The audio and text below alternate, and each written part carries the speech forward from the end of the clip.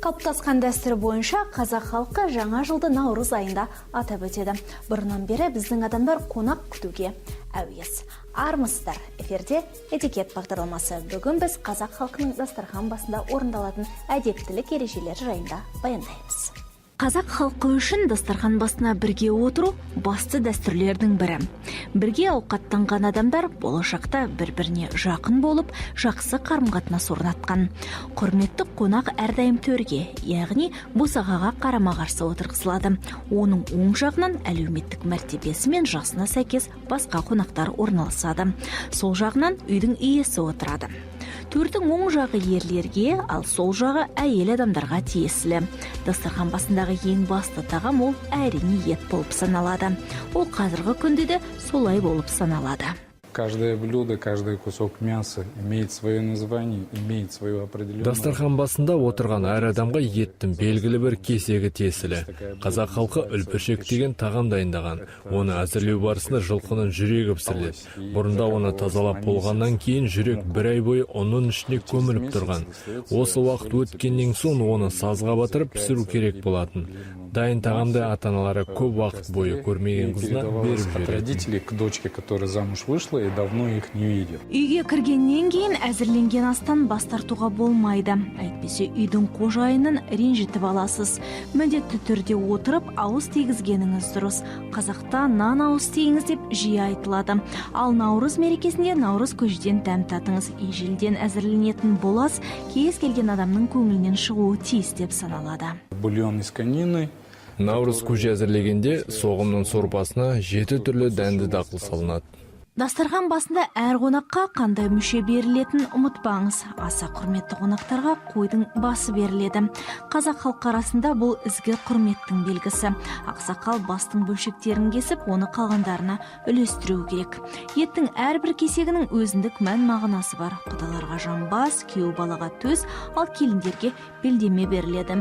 Егер ет ортақ табаққа салынса, әр қонақ тек өзінің алдынан ғана салып, жей алады. Басқалардың жағына қол созу ұят. Әдет ғұрыптарға сәйкес қазақтың әрбір ер азаматының өз пышағы болуы тиіс. Үстел басында ол пышақпен ет кесіледі. Егер бұл құрал болмаса, онда көршісінен сұрап алуға болады. Ет кесіп болғаннан кейін оны тазартып алған адамына қайтару міндет.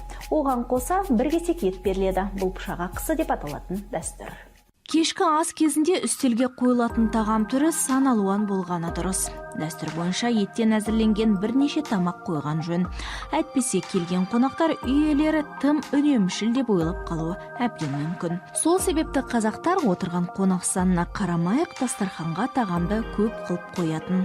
Ұлттық әдет ғұрыпқа сай қожайын келген адамдарға шаршамай барлық ас түрлерінен дәм татуды ұсынып отыру міндет болып саналады.